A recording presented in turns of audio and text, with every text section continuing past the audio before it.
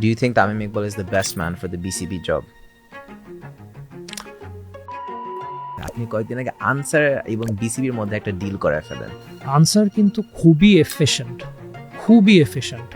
আপনি আনসারের ছেলেপেলেগুলোর কাজকর্ম দেখেন, আপনি নিজে ইমপ্রেসড হয়ে যাবেন। Top 10 Bangladeshi test batsman of all time. Mushfiqur Rahim 1, Tamim Iqbal তো দিছো তো মাইরা আমাকে। বিসিবির এই এমন একটা চ্যালেঞ্জিং রোল নেওয়ার আগে আপনার বাবা কি কখনো আপনাকে কোনো ইম্পর্টেন্ট অ্যাডভাইস দিয়েছিল? So you want to buy, for example, a helmet. It comes to me.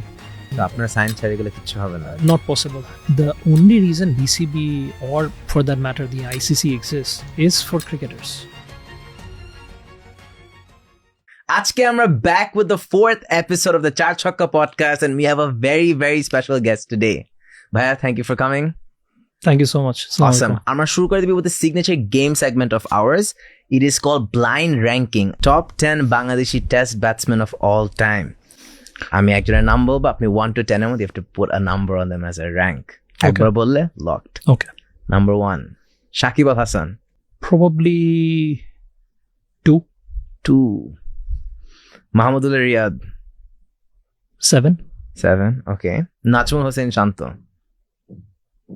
He's upcoming. He's pretty good, but based on whatever we have seen so far, maybe 4. Okay. So 2, 4, 7 gone. Liton Das. He's very good again. 5. Liton Das for 5. Muminul Haq. Stats wise যদি চিন্তা করি, He's up there. 3. Okay. 2, 3, 4, 5, 7. Mushfiqur Rahim. 1. Okay. Mushfiq অনেক happy হবে এটা শুনে। তামিম ইকবাল। তো দিছো তো মাইরা আমারে। সমস্যা না, আপনার বন্ধু মাইন্ড করবে না।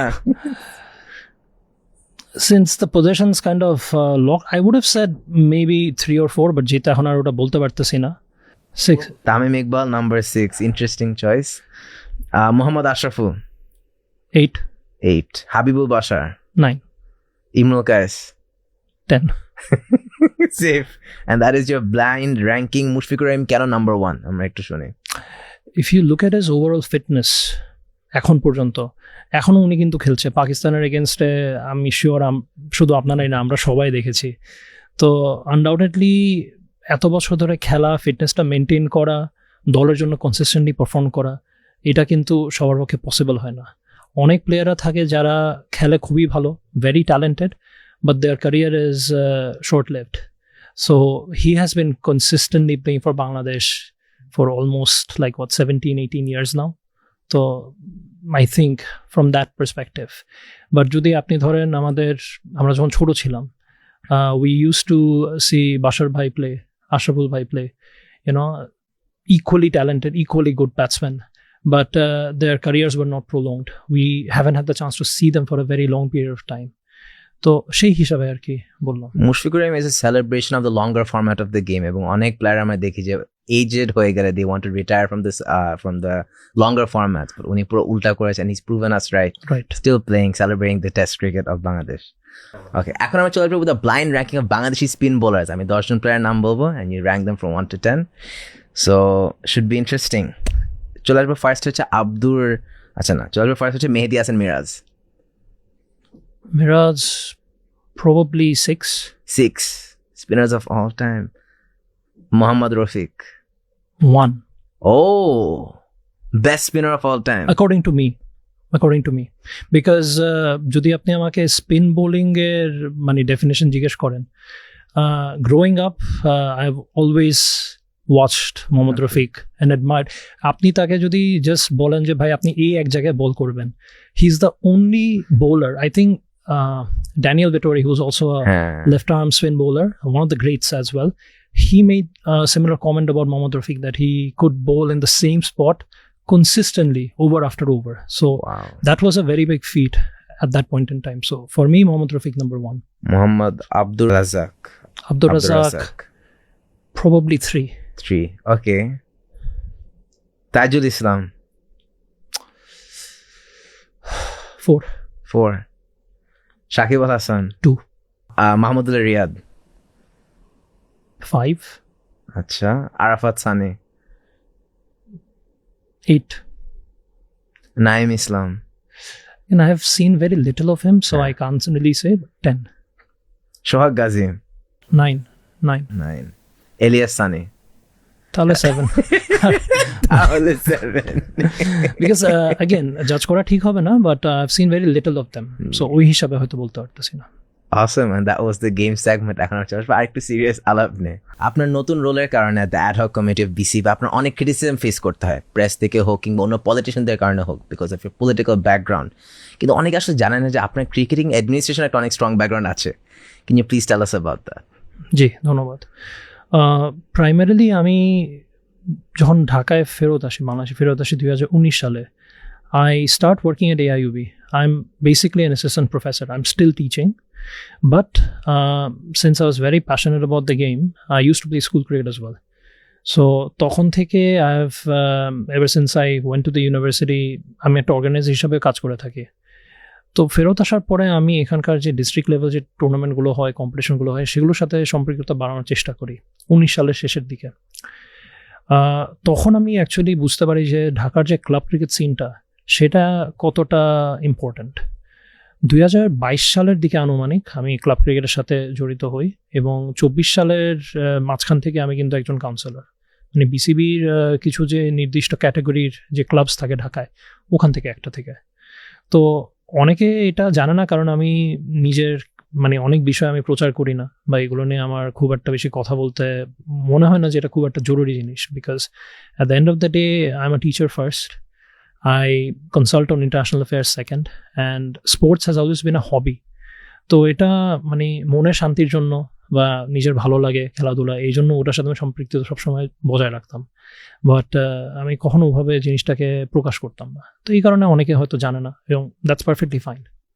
বা আপনি বহু বছর ক্রিকেট অ্যাডমিনিস্ট্রেশন ইনভলভ হয়, আপনি কি কি শিখতে পেরেছেন একটু বলা যাবে? আচ্ছা, প্রথমত ধরেন আপনার আমি যে ক্লাব ক্রিকেট সিনটা নিয়ে কাজ করি, সেখানে ধরেন আপনার আমি যদি আমাদের বিসিবির যে পর্যালোচনা চিন্তা করি, দের আর 2 পার্টস টু ইট। একটা হচ্ছে দ্য টেকনিক্যাল অ্যাসপেক্ট, যেগুলো পুরোপুরি আপনার ধরেন খেলার সাথে জড়িত, আপনার game development, age group game development, cricket operations, এগুলো কিন্তু যারা ক্রিকেটার বা ক্রিকেটের সাথে সরাসরি সম্পৃক্ত তারা কিন্তু বেটার বলতে পারবে।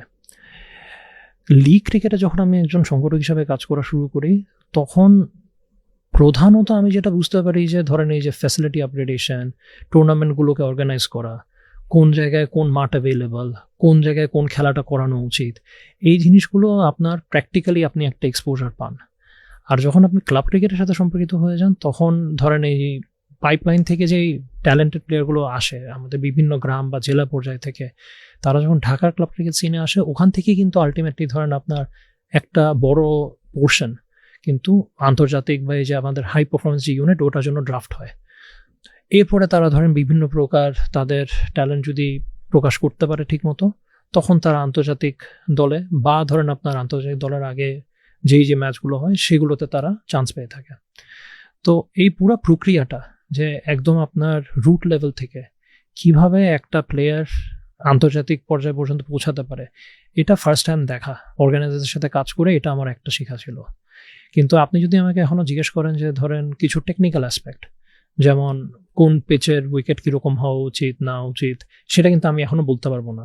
এটা যারা অ্যাকচুয়ালি ফিল্ডে খেলে আসছে, কাজ করে আসছে, তারা আমার থেকে অনেক বেশি জানে। আমার বিষয় যেটা হচ্ছে যে আমি খেলার সাথে জড়িত ছিলাম অ্যাজ অ্যান অ্যাডমিনিস্ট্রেটর এবং অ্যাজ অ্যান অর্গানাইজার, এবং আমার যে নিজের background of working in the business community, working with different sponsors for that matter, this was one of the bigger strengths to arrange sponsors for various events. কারণ BPL হয়তো আপনি sponsor পাবেন, বড় কোনো টুর্নামেন্ট হলে, কোনো আন্তর্জাতিক সিরিজ হলে আপনি স্পন্সর পাবেন, কোনো সমস্যা নেই। কিন্তু এই যে জেলা পর্যায়ে যে খেলাগুলো হয় বা ক্লাব ক্রিকেট, যদি আপনার 3rd ডিভিশন কোয়ালিফাইং স্টেজ হয়, নট 1st ডিভিশন বা প্রিমিয়ার ডিভিশন, বাট 3rd বা 4th ডিভিশন, প্রিমিয়ার, সেই ডিভিশনগুলোতে কিন্তু কেউ আসতে চায় না। তো সেই হিসাবে নির্ধারিত ধরেন স্পন্সরের সাথে কথা বলা, তাদেরকে এনকারেজ করা, প্লেয়ারদেরকে প্রমোট করা, এই কিছু মানে যে অ্যাক্টিভিটিস, এইগুলোর সাথে ধরেন জড়িত থাকার কারণে আমার মোটামুটি এখন পর্যন্ত যা শিক্ষা এখান থেকেই। ইব্রাহিম ভাই অ্যাডহক কমিটির 1.5 মাস হলো এবং আমরা অনলাইনে দেখতে পারি যে আপনারা অনেক ব্যাকল্যাশ কিংবা ক্রিটিসিজম ফেস করেন, ট্রোলিং হোক বা নেগেটিভিটি অনলাইন। তামিম ভাই থেকে শুরু করে আপনারা বহু ফেস করেন। সো আমি আপনাকে আস্ক করতে চাই যে do you enjoy the pressure and criticism? দেখেন, আমি জিনিসগুলো ওভাবে খুব একটা বিবেচনা করি না। I don't use social media very much, interesting. Very very limited. But বিষয়টা হচ্ছে কি, অনেক আগে থেকে মানুষ সাধারণত যেটা করে যে মেইন স্ট্রিম মিডিয়াকে আগে ফোকাস করে। হ্যাঁ, আমাদের বাবা দাদার সময়ও দেখতেন যে নিউজ পেপার নিয়ে সামনে বসে থাকতো, বা যখন টেলিভিশন আসে টেলিভিশনের যে মেইন প্রিন্ট মিডিয়া সেগুলোতে ফোকাস করতো। বিগত কয়েক বছর মিডিয়ার যে একটা ভূমিকা সেটা কিন্তু প্রশ্নবিদ্ধ হয়েছে, যেই কারণে অনেক বড় একটা সেগমেন্ট সোশ্যাল মিডিয়ার দিকে এখন ঝুঁকে গিয়েছে। এখন প্রবলেম হচ্ছে যে সোশ্যাল মিডিয়াতে নিউজগুলো কিন্তু অথেন্টিক, মানে সবসময় কিন্তু অথেন্টিক হয় না। ইটস আ ফ্রি প্ল্যাটফর্ম, যে কেউ যে কোনো কিছু বলতে পারে। Fake news travels faster. Yes, it is their right. হ্যাঁ, it is their right to express whatever they want to. এটা নিয়ে আমার কোনো আপত্তি নেই। কিন্তু যখন তারা ধরেন একটা জিনিস একটা নিউজ আকারে প্রচার করে দিল, হ্যাঁ, the sense of moral responsibility এটা কিন্তু অনেকের মধ্যে নাই। ওকে, তো যেই কারণে অনেকে অনেক কিছু সত্যি ভেবে বসে থাকে। তো in terms of enjoying the pressure or feeling the pressure as such, I don't really think about all these things as such. সত্যি কথা বলতে গেলে আমি আমার নিজের কাজ নিয়ে ব্যস্ত থাকি। তো সেটা আপাতত বিসিবি হোক, আমার এডুকেশন হোক বা কনসাল্টিং হোক, আমি এগুলো নিয়ে কাজ করি। এখন অনেকে আমাকে চার্জ করতে পারে যে ধরেন আপনার বাবা একটা ভুল সিদ্ধান্ত নিল বা এমন কোনো একটা ডিসিশন নিল যেটা জনস্বার্থে যায় নাই। তো আমার রেসপন্স হ্যাজ অলওয়েজ বিন যে এটা আপনারা ওনার সাথেই ডিল করতে পারেন, কারণ আমি তো গভর্নমেন্টের কেউ না। ঠিক আছে, এটা তো আমার মানে হ্যাঁ, I also have an opinion, very strong opinion whenever he does something wrong and I do inform him, but then again মানে normal matters and state matters should not be mixed. There should always be a fine boundary. I am sure আপনি অনেকই rumours কিংবা fake news দেখেন। কোনো একটা fake news, কোনো funny story আছে নাকি না? Any fake news that you saw যেটা দেখে অনেক হাসি আসছে যে এটা কিভাবে মানে ছাপা হলো বা সার্কুলেট করা হলো? আপনি বলেন আমাকে নিয়ে সবচেয়ে বড় ফেক নিউজ কি? নেপোটিজম। এটা তো regarding which one? Just in general, if they say that you came here without merit, যেমন অনেক মানুষ জানতো না বাজেট ক্রিকেট অ্যাডমিনিস্ট্রেশনের যে আচ্ছা, এটা তো অনেকে যারা বলে থাকে সেটা হচ্ছে যে simply because they do not know, right. তো তাদেরকে তো আমি দোষারোপ করে কোনো লাভ নেই। এটা যারা জানে না তারা হয়তো অনেক কিছু বলতে পারে, বাট যেমন অনেকে বলে যে উনি তো এত বছর দেশেও ছিল না এটসেট্রা, এগুলো কথা আছে। অথচ আমি 2019 সাল থেকে কিন্তু বাংলাদেশে শিক্ষকতা করে আসছি। তো অনেকে অনেক কিছু জানে না বলে অনেকে অনেক কিছু বলতে পারে, বাট দিন শেষে আমি like I said, I don't really follow social media as much, so আমি এগুলো নিয়ে খুব একটা চিন্তা করি না। আপনি যেমন বহু বছর ধরে আপনি স্টুডেন্টদের সাথে কাজ করে আসতেছেন, AIUB-তে you are an honourable faculty member there, এখন you are working with cricketer, এতগুলো ক্যামেরার সামনে, মিডিয়ার সামনে, এই ট্রানজিশনটা আসলে আপনার কেমন লাগতেছে সো ফার? দেখেন, যখন আমাদেরকে 7 এপ্রিল অ্যাডহক কমিটির ব্যাপারে বলা হলো, আমি তখনও খুব একটা প্রিপেয়ার্ড ছিলাম না। আপনারা হয়তো অনেকে হয়তো জানেন, হয়তো জানেন না যে বিগত 6 অক্টোবর যে বিসিবি ইলেকশনটা হয়েছিল, আমিও কিন্তু সেখানে একজন মানে ভোটার ছিলাম, একজন কাউন্সিলর ছিলাম ক্লাব ক্যাটাগরি থেকেই। কিন্তু সেখানে বেশ কিছু অনিয়মের কারণে আমি শেষ মুহূর্তে মানে উইথড্র করতে বাধ্য হই। এবং এখন পর্যন্ত আমি জানি না এনএসি কেন তাদের প্রোব রিপোর্টটা পাবলিক করে নেই, কিন্তু based on that report, NSC broke the board on 7th April and they declared an ad hoc committee. Ad hoc basically হচ্ছে যে আমরা just day to day operations, just to ensure যে সবকিছু ঠিকভাবে চলছে, administration is all in line till an elected board or elected body comes in place. তো আমাদের একটা 90 দিনের ম্যান্ডেট ছিল যে যেভাবেই হোক 90 দিনের মাথায় একটা ইলেকশন কন্টেস্ট করতে হবে। আমরা এটা ইনশাল্লাহ 60 দিনের মাথায় অলমোস্ট করে ফেলছি। এরপরে যারাই বোর্ডে আসবে না কেন আমরা মানে আশাবাদী যে তারা যেন ক্রিকেটের স্বার্থে কাজ করে। কিন্তু যখনই আমাদেরকে প্রথমে বলা হলো যে অ্যাডহক বেসিসে আপনাদেরকে মানে সিলেক্ট করা হচ্ছে, যারাই এসেছে তারাই সকলে কিন্তু সংগঠক, 2-1 জন বাদে হয়তো এই 11 জনের মধ্যে আপনার প্রায় অন্তত 9 জন বা 10 জনই আপনি দেখবেন যে কোনো না কোনোভাবে তারা সংগঠক, আয়দের বর্তমানে অথবা অতীতে ছিল। তো এটা কোনো মানে অবকাশ নাই যে যেই অ্যাডহক কমিটিতে আসতে তাদের কোনো ক্রিকেটিং ব্যাকগ্রাউন্ড বা নলেজ নাই, some are bigger organisers, some have been influential business people but affiliated with cricket, and others are small scale organizers as well, but everybody has a cricketing background more or less. তো আমাদের দায়িত্ব যেটা, আমরা সেটা আশা করি পালন করে যেতে পারতেছি, এবং এই স্বল্প সময় আমাদের ক্রিকেটারদের জন্য আমরা যতটুকু করতে পারার আমরা চেষ্টা করেছি, এবং এখন ভবিষ্যৎ তো মানে এটা পুরোপুরি আমরা তো আর বলতে পারবো না, বাট আশা করি ইনশাল্লাহ যেই কমিটি আসবে তারা ক্রিকেটারদের ওয়েলফেয়ারের জন্য কাজ করবে। অনেক মানুষের প্রশ্ন থাকবে যে আপনারা এখন অ্যাডহক কমিটিতেও আছেন, আবার ভবিষ্যতে নির্বাচনে you guys will be partaking, so এখানে যারা বলে যেখানে একটা কনফ্লিক্ট অফ ইন্টারেস্ট কাজ করতেছে, আপনি তাদেরকে কি বলতে চান? দেখেন, আমি তো পার্টিসিপেট করছি ক্লাব ক্যাটাগরি থেকে, ক্যাটাগরি 2। যতজনই আপনার বিসিবি থেকে, সেটা জেলা পর্যায়ে হোক, ক্যাটাগরি 3 হোক, ক্যাটাগরি 2 হোক, সকলে যারা যারা কাউন্সিলর তারাই কিন্তু বিসিবি নির্বাচনে অংশগ্রহণ করতে তারা পারবে। তো সেই সংগঠক হিসাবে আমিও কিন্তু আমার মনোনয়ন নিয়েছি, এবং যেই দিন আমরা মোটামুটি ইলেকশনের তফসিলটা পেয়ে যাই, সেই দিনই কিন্তু আমরা ক্ষমতা ইলেকশন কমিশনের কাছে হস্তান্তর করে দিই। তো এখানে এখন অ্যাজ সাচ যে ধরেন অ্যাডহক কমিটি কি করছে বা কোনো মেম্বারে কি করছে এরকম কিন্তু কোনো কথা নেই। আমরা just day to day operations যা দেখা দরকার জাস্ট বেয়ার মিনিমাম অতটুকু করছি, কারণ আমাদের কিছু আন্তর্জাতিক সিরিজ আছে। I am sure you know that Australia series is coming up, তো এগুলোর জন্য আমাদের কিছু ব্যাক এন্ড প্রিপারেশন আমরা করে দিয়ে যাচ্ছি, সো দ্যাট মানে if and when whoever is elected they can smoothly transition and run the board, that's it. But as far as elections are concerned, we have no opinion on it. BCB নির্বাচনটা কে oversee করতেছে এটা জানা যাবে? হ্যাঁ, এটা mostly আমরা এখন যেটা দিয়েছি একটা 3 বডি ইলেকশন কমিশন আছে। এটা স্পোর্টস কাউন্সিলর একজন মেম্বার, একজন চিফ ইলেকশন কমিশনার, এবং I believe there is somebody from Gazipur metropolitan police.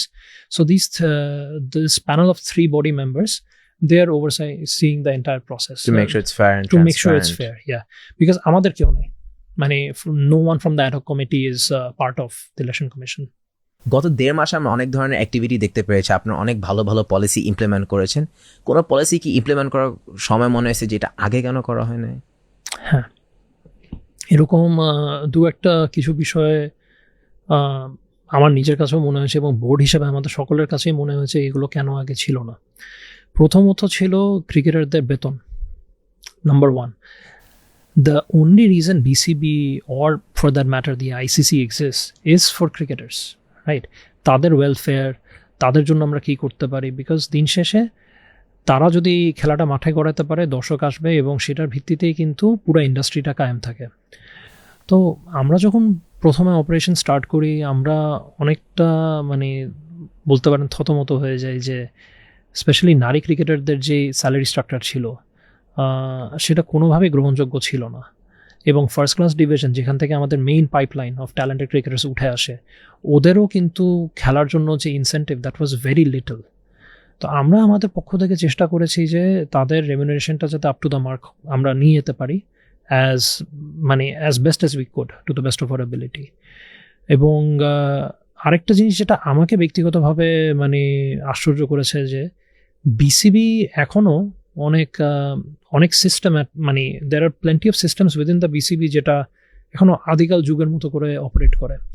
Meaning এখন ধরেন আপনি যে কোনো কোম্পানিতে যান, সব কিছু কিন্তু অটোমেটেড, একটা সফটওয়্যার দ্বারা আপনি পুরো অর্গানাইজেশনের চার্টটা পেয়ে যাবেন। কিন্তু BCB as a functioning body is heavily paper work based.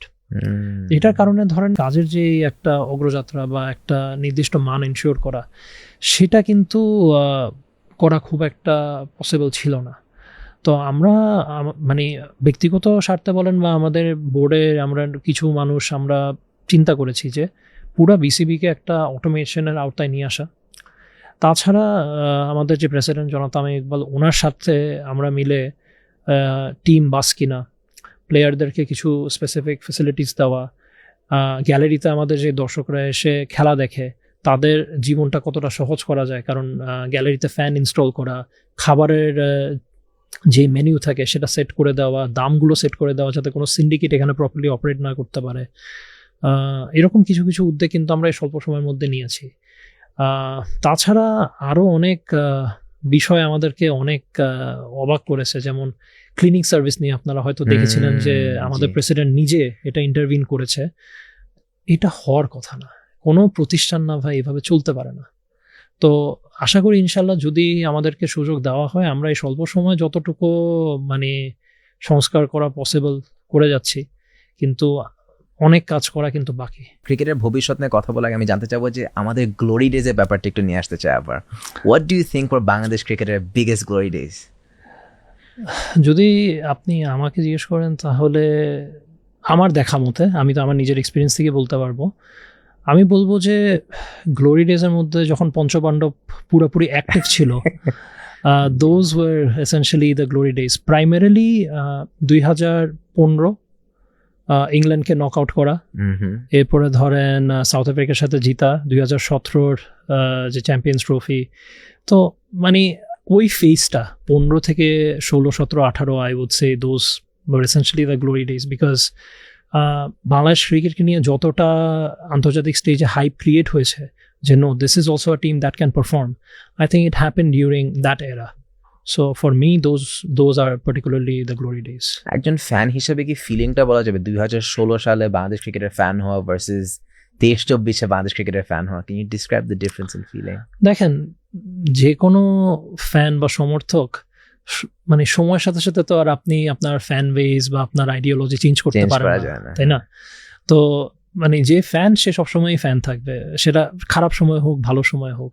কিন্তু হ্যাঁ, এখনকার আমাদের যে স্কোয়াড, যে ছেলেরা খেলছে, এমন না যে খারাপ খেলছে, ঠিক আছে, কিন্তু অনেকেই কিন্তু এখনো উদীয়মান, তারা এখনো হয়তো বুঝে উঠতে পারে নাই, বা অনেকে এখনো ইন্টারন্যাশনাল সিনে নতুন, একটু অ্যাডাপ্ট করতে সময় লাগবে।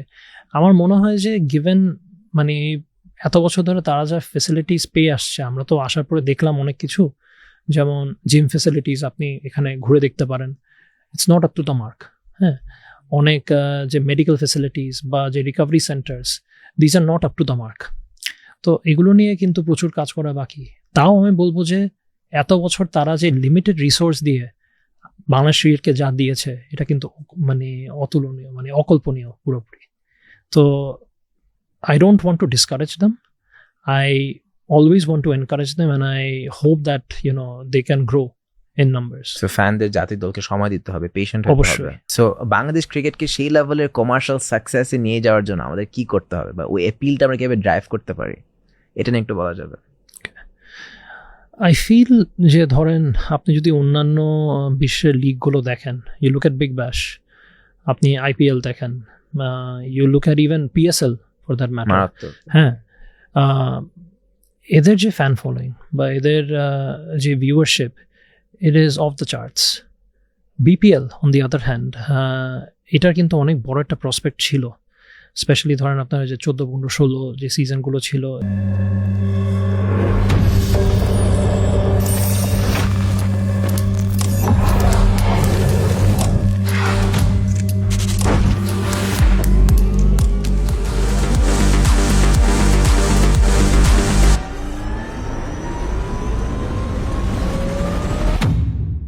It was the second big T20 league kintu. Yes. It was one of the first ones.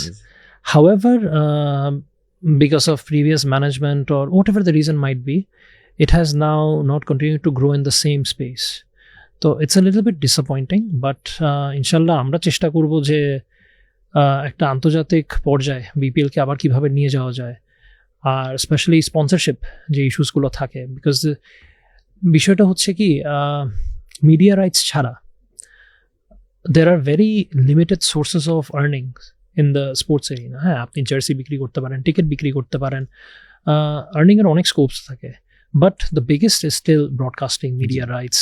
ওকে, তো যদি এখন ভালো মানের স্পন্সর্স না আসে, it takes a toll on the fans and even the players as well as to how will ensure the money flow.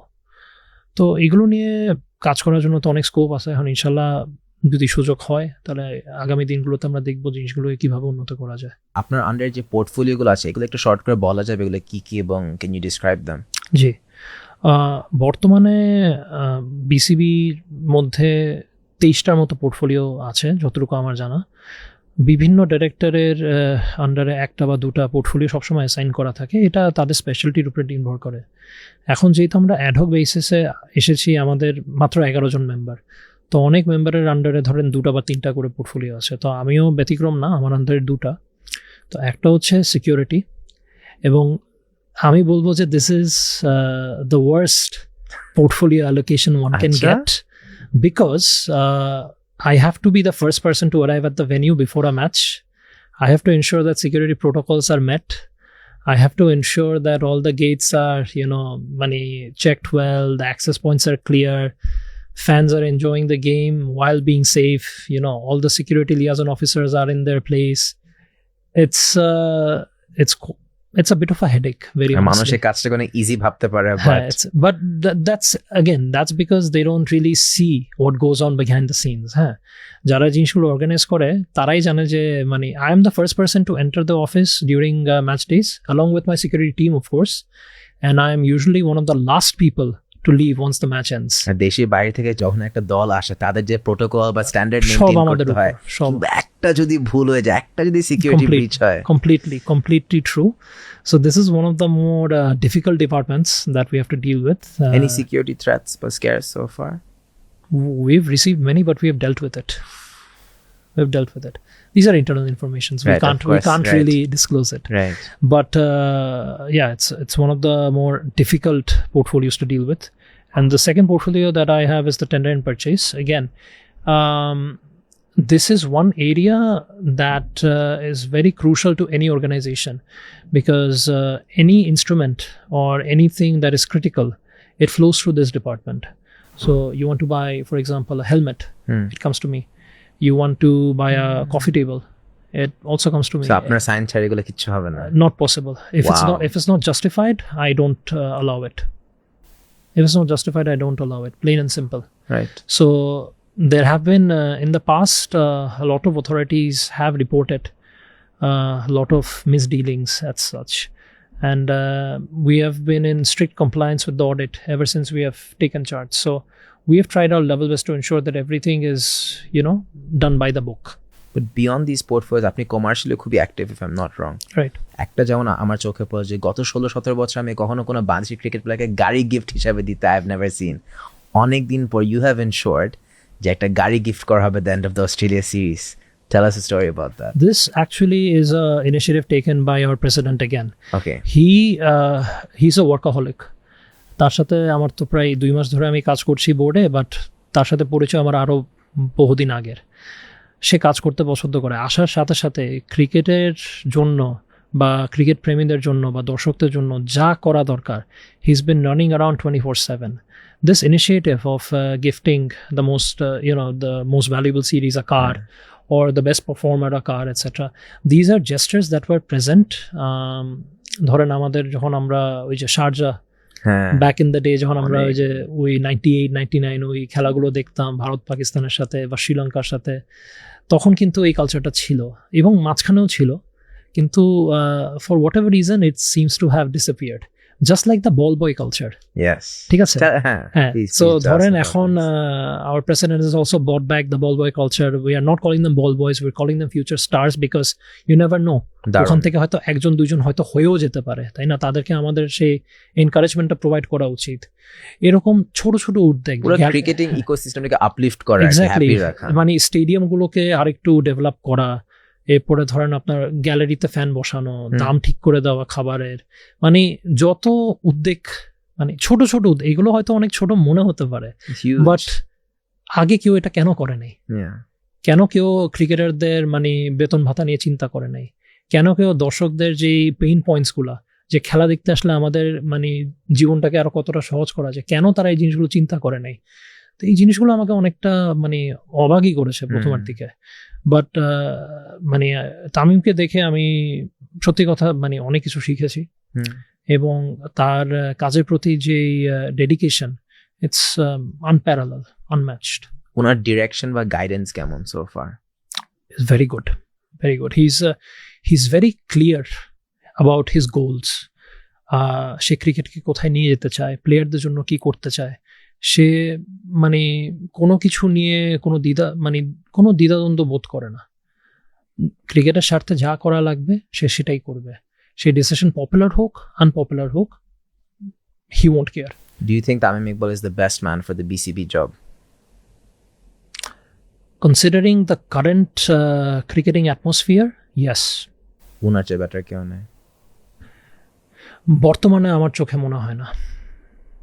যদি আপনি বিগত 2 মাসে আমাদের অ্যাডহক কমিটির কাজকর্ম দেখেন, হয়তো আপনি আমাদের সাথে একমত হবেন, বাট আমি এটা বলতেছি না যে তার থেকে ভালো বোর্ড প্রেসিডেন্ট আর হয়তো ভবিষ্যতে আসবে না, এরকম কিছু না।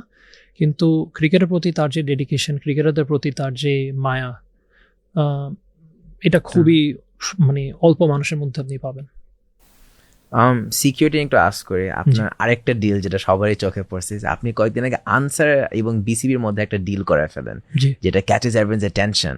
এই ডিলটা আসলে কি নিয়েছিল এবং আনসার আসলে কি ধরনের সাপোর্ট প্রোভাইড করবে বিসিবিকে? জি, ধন্যবাদ। বিষয়টা হচ্ছে যে আমাদের যতগুলো স্টেডিয়াম আছে, আনুমানিক 7টা, যে আন্তর্জাতিক ম্যাচ আমরা খেলি হলো এই মিরপুর শেরেবাংলা স্টেডিয়াম, সিলেট অ্যান্ড চট্টগ্রাম, বা তাছাড়াও আমাদের বগুড়া স্টেডিয়াম আছে, কক্সবাজার আছে, ফতুল্লা আছে, রাজশাহী আছে। এই ভেনিউগুলোতে খেলা হয়, কিন্তু ইন্টারন্যাশনাল স্ট্যান্ডার্ডের ম্যাচেস অ্যাজ সাচ খুব একটা হয় না। After 5th August, if I have to be very specific, when the military took charge of the country, they have been in charge of the country's security. তো আমাদের স্টেডিয়ামের সিকিউরিটিগুলোরও অংশ কিন্তু ছিল আর্মির কিছু ব্যক্তি। কিন্তু একবার যখন ধরেন আপনার নির্বাচন হয়ে যায়, তখন আস্তে আস্তে পুলিশ তাদের স্বাভাবিক ভূমিকায় ফেরত আসা শুরু করে। কিন্তু যেই ভেনিউগুলোতে আমাদের খেলা হতো না, সেগুলোর মধ্যে কিন্তু সিকিউরিটি খুব একটা ছিল না। ওকে, সো যেসব স্টেডিয়াম অ্যাক্টিভ না, ওইগুলোতেও কেন স্টেডিয়াম সিকিউরিটি এত ইম্পর্ট্যান্ট? সেটা বলছি আপনাকে। কারণ ধরেন যেই ভেনিউগুলোতে খেলা অত অ্যাক্টিভলি হয় না, সেখানেও তো বিসিবির অনেক অ্যাসেটস আছে, তাই না? ফ্লাড লাইটস আছে, বা এই যে ধরেন আপনার গ্রাউন্ডসের মেটেরিয়াল আছে, বা মানে বিভিন্ন পর্যায়ে কিন্তু there are equipments that are there in each of those venues. Medical devices থাকে, বা মানে ন্যাশনাল অ্যাসেটস থাকে, বা ধরেন যারা ওখানে কাজ করছে তাদের ওই যে অফিস ইকুইপমেন্টস, ল্যাপটপস এটসেট্রা জিনিস তো থাকে। তো আপনি কি এগুলো আনঅ্যাটেন্ডেন্ট রেখে দিবেন? তা তো না। এটা কি এই পর্যায়ে ছিল এতদিন? জি জি, এই পর্যায়ে ইন আ সেন্স যে প্রাইভেট সিকিউরিটি ছিল আমাদের সাথে। ধরেন আপনি যদি আমাদের ভেনিউ ঘুরে দেখেন, আপনি দেখবেন যে আনসার, পুলিশ এবং private security, it's a combination of 3 things. তো ওই ভেনিউতে প্রাইভেট সিকিউরিটি ছিল, কিন্তু ধরেন আপনার ফোর্সের, ধরেন সেটা পুলিশ হোক, আর্মি হোক, আনসার হোক, ফোর্সের কেউ খুব একটা অ্যাক্টিভ ছিল না। তো আমরা আমাদের পক্ষ থেকে একটা উদ্যোগ নিয়েছি, বিশেষ করে এটা আমারই আইডিয়া ছিল, যে Y don't we engage Bangladesh Ansar. Because আপনি যদি তুলনামূলকভাবে চিন্তা করেন, আনসার কিন্তু খুবই এফিশিয়েন্ট। আপনি আনসারের ছেলেবেলেগুলোর কাজকর্ম দেখেন, আপনি নিজে ইমপ্রেসড হয়ে যাবেন। Sometimes they actually beat the police, ঠিক আছে? Sometimes they beat the police in terms of operations. So police is more expensive and Ansar is less expensive.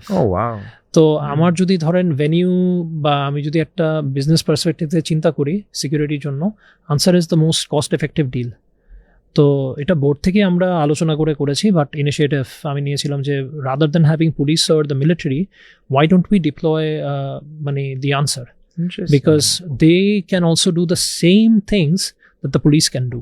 So BCB Ansar আমাদের একটা দীর্ঘদিনের সম্পর্ক দেখতে পাচ্ছি। জি, we have signed a long term MOU for all the 7 venues. সবকটা ভেনিউর MOU এখনো অ্যাজ সাচ কমপ্লিট হয়নি, বাট আমরা প্রক্রিয়া চালু করে দিয়েছি। এই 7টা স্টেডিয়ামের মধ্যে 3টা স্টেডিয়াম যেগুলো অ্যাক্টিভ না, সেগুলো নিয়ে আসলে কি প্ল্যান হচ্ছে একটু বলা যাবে? জি, সেগুলোকে প্রথমত তো হচ্ছে, ধরেন আপনি ফতুল্লার কথা যদি চিন্তা করেন, Fatullah stadium it's a wonderful stadium, but the point is ওখানের আশেপাশে যে ইন্ডাস্ট্রিয়াল জোনটা আছে, during monsoon and other similar Times, পানি ওঠার কারণে সেই স্টেডিয়ামটার যে মানে ফ্লাড ব্যবস্থা, সিওয়ারেজ লাইন্স এটসেট্রা, সেটা কিন্তু আপ টু দ্য মার্ক না।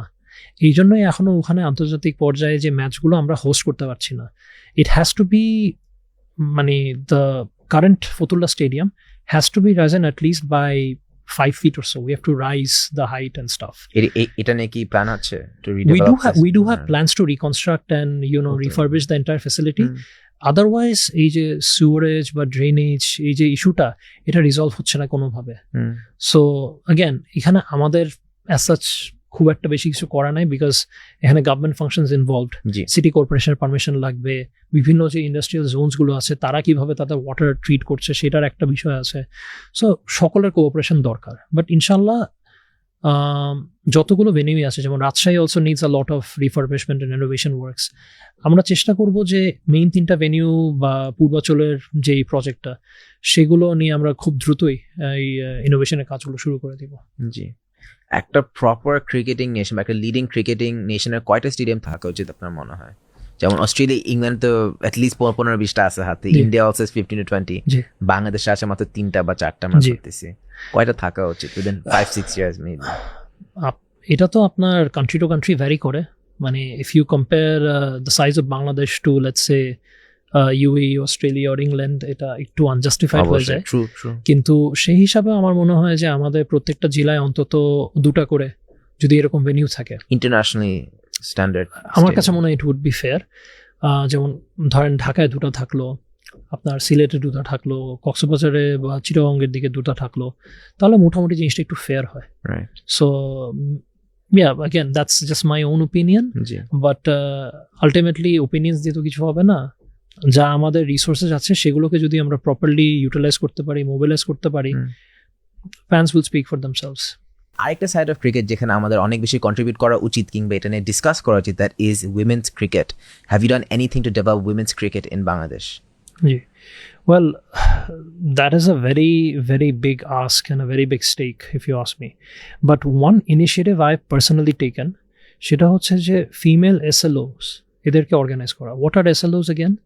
Security Liaison Officers. এই মানুষগুলো কিন্তু সবসময় ক্যামেরার পিছে থাকে। আপনি যখনই কোনো খেলা দেখতে যান, পুরা ভেনিউকে অর্গানাইজ করে সিকিউর করা, সিকিউরিটি প্যারামিটার্স চেক করা, সকলের মানে ধরেন এটা কিন্তু পুলিশের একা বা আনসারের একার দায়িত্ব না। কিছু কিছু ক্ষেত্রে যারা এই যে সিভিলিয়ান হিসাবে যে কাজগুলো করে, those are our security liaison officers. এখন সাধারণত যেটা হয়েছিল যে শুধু ছেলেদেরকে বা পুরুষদেরকেই প্রাধান্য দেওয়া হতো। আমি ব্যক্তিগতভাবে একটা উদ্যোগ নিয়েছি যে 10-15% SLOs যাতে মানে নারী হতে পারে, বা আমাদের ধরেন এক্স ক্রিকেটার্স যারা ফিমেল ক্রিকেটার্স তারা যেন হতে পারে। এবং এগুলো সেই ফিমেল ক্রিকেটার্স যারা আন্তর্জাতিক পর্যায় পর্যন্ত হয়তো পৌঁছাতে পারেনি, এটা ব্যক্তিগত কারণ হতে পারে, পারিবারিক কারণ হতে পারে, যে কোনো কারণে হয়তো তারা এত দূর আসতে পারে নাই, কিন্তু তারা যেন খেলার সাথে তাদের সম্পৃক্ততা বজায় রাখে, সেটা আমার পক্ষ থেকে একটা চেষ্টা ছিল। তো ইনশাল্লাহ আগামী দিনগুলোতে যদি কাজ করার সুযোগ পাই, তাহলে বিশেষ করে তাদের জন্য আমরা কি করতে পারি সেটা আমরা অবশ্যই নজর দিব। এখন আমরা চলে আসবো আরেকটা সিগনেচার গেম সেগমেন্ট নিয়ে, উইনার স্টেজ। আপনাকে আবার একটু ঝামেলার মধ্যে ফেলাবো, বাট না, আই থিঙ্ক এবার একটু প্যারা কম। এবার হচ্ছে international players only. Top 10 batsman নিয়ে অলরেডি প্যারায় পড়ছি। এবার হচ্ছে international players only, so hopefully no pressure from anyone ইনশাআল্লাহ। তো winner stage, the test batsman of all time, আপনার যে ফেভারিট বা ব্যাটার মনে হয়, you just say his name. Easy? Okay. Ricky Ponting or Kumar Sangakkara? Oh, tough.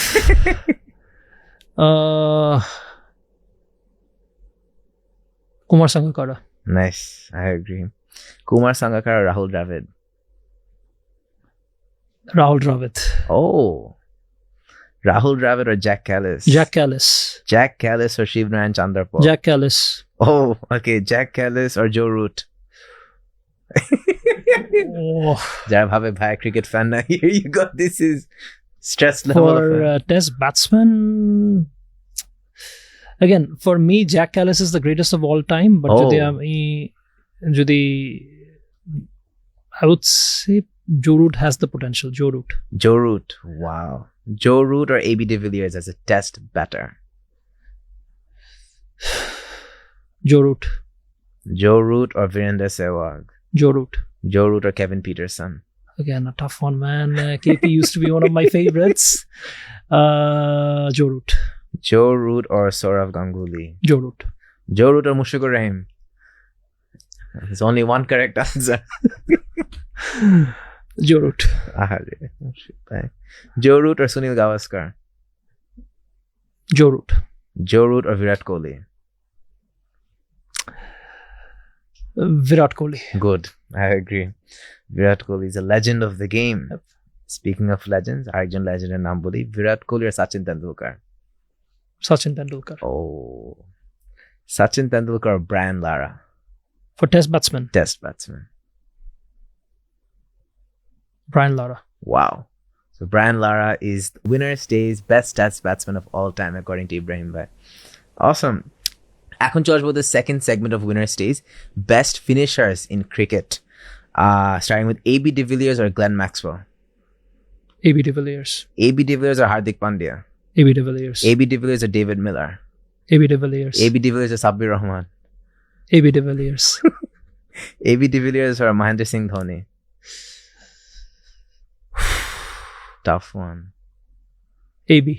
AB or Yuvraj Singh. AB. AB or Andre. Well, Andre I Russell, like Andre Russell a lot. He's one of my current favorite all-rounders. But I'll still say AB. AB. AB or Pollard. AB. AB or Shahid Afridi. Oh. AB. AB is the winner of winner stays best cricket finisher of all time according to Ibrahim Bhai. Interesting. এখন আমরা চলে আসবো হচ্ছে আপনার personal life নিয়ে। অবশ্যই have a life outside of cricket, সেটা নিয়ে একটু জানতে চাবো।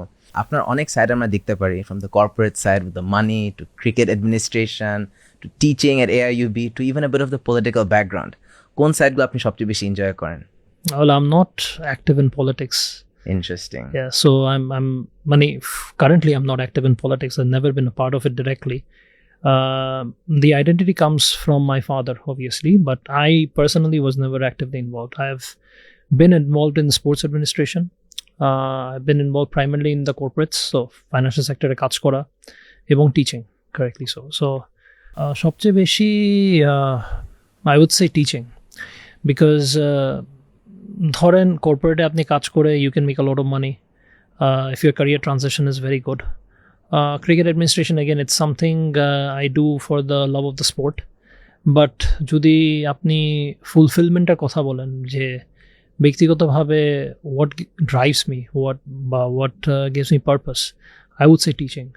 Because আমার টিচিং ক্যারিয়ার শুরু করার পর থেকে এই যে বিভিন্ন প্রকারের মানে স্টুডেন্টদের সাথে ইনভলভ হওয়া, বা ধরেন তরুণরা কি চিন্তা করে না করে ওদেরকে একটা পর্যায়ে গাইড করা, এই জিনিসটা থেকে আপনি যে মেন্টাল স্যাটিসফ্যাকশনটা পাবেন সেটা আমার মনে হয় যে অন্য কোথাও থেকে পাওয়া পসিবল না। কোনো একজন এরকম কিছু কেস হয়েছে যে ছাত্রছাত্রীরা গ্র্যাজুয়েট করার পরে এসে আমাকে বলেছে, স্যার ওই সময় আপনি এটা বলেছিলেন, এটা অ্যাকচুয়ালি আমার ইন্টারভিউতে কাজে আসছে, বা আজকে আমি অমুক কোম্পানিতে আছি, অন্য কোম্পানির অফার চুজ করি নাই, আমি বুঝে গেছিলাম যে ওখানে কর্পোরেট কালচার ভালো না, বা এইখানে কর্পোরেট কালচারটা ভালো। তো মানে ওদের জীবন গড়ার পিছে যে একটা ছোট অবদান যে আমি রাখতে পারলাম, this is the best feeling, very frankly. আপনার বহু বছর যে টিচিং এক্সপিরিয়েন্স, এটা কি আপনাকে ক্রিকেট অ্যাডমিনিস্ট্রেশনে হেল্প করে? টু আ সার্টেন এক্সটেন্ট, কারণ ক্রিকেটের সবচেয়ে বড় যারা মানে দর্শক বা অডিয়েন্স, তারা তো তরুণরাই। সাধারণত যে এজ গ্রুপ ডাইনামিক্স হিসেবে আপনি যদি দেখেন যে between ages of like maybe 8, 10 to 30, 40, মানে এই যে ইয়াং সেগমেন্টটা, তারাই তো ক্রিকেটটা ফলো করে। তো ওদের সাথে এনগেজমেন্ট রাখার কারণে আমি তো তাদের সাইকোলজিটা অনেকটা বুঝতে পারি, তো সেই হিসাবে অবশ্যই হেল্প করে। আপনার বাবা কিংবা আপনার ফ্যামিলি ব্যাকগ্রাউন্ডের ব্যাপারে সবাই মোটামুটি জানে এবং তার নাম দেশ জুড়ায় ঘরে ঘরে সবাই চিনে। Is he supportive of your career in cricket so far? Well, he's never been supportive of anything, very frankly. But cricket নিয়ে অতটা বলে না, because he's not a cricket fan. আচ্ছা, he's a football fan. আচ্ছা। So my younger brother and him are football fans, and I'm the cricket fan. But আলোচনা হয়, সে he's a very transparent person, এবং সে সব কিছুই কোনো যদি ডিসকাশন হয়, it has to be fact based. তো পার্লামেন্টের সেশনে আপনারা অলরেডি তাকে দেখেছেন। ঘরের সিজনও মানে ধরেন ঘরের যে সেশনগুলো হয় মোরলেস তার আর আমার মাঝখানে কথা একই, তো ডিবেট খুবই হিটেড হয়, কিন্তু দিন শেষে logic and facts are the ones that win. তো 10টা থেকে 8টা বা 9টা সে জিতে, আমি 1টা বা 2টা আর কি জিতি কোনো রকম। বিসিবির এই এমন একটা চ্যালেঞ্জিং রোল নেওয়ার আগে আপনার বাবা কি কখনো আপনাকে কোনো ইম্পর্টেন্ট অ্যাডভাইস দিয়েছিল? না, নট রিয়েলি, বিকজ বিসিবির যে রোলটা সেটা আমরা 7 এপ্রিলেই জানতে পারি যে স্পোর্টস কাউন্সিল থেকে যে তারা একটা অ্যাডহক কমিটি ঘোষণা করার চিন্তা করছে, বিকজ তারা যে বিগত যে ইলেকশনটা হয়েছে সেখানে কিছু ভুল ত্রুটি পেয়েছে, তো সেই ভিত্তিতে তারা আর কি বোর্ড চালানোর জন্য for the next few days they are considering a few people. তো ওইভাবে জানতে পারি, এটা খুবই লাস্ট মিনিট ছিল, এবং যখন আমাকে বলা হয় তখন আমি একটু দ্বিধাবোধ করি, কারণ আমার কাছেও জিনিসটা খুব একটা ট্রান্সপারেন্ট ছিল না, বাট যখন কাজ করার সুযোগ পাই তখন আমি সিচুয়েশনটা বুঝতে পারি।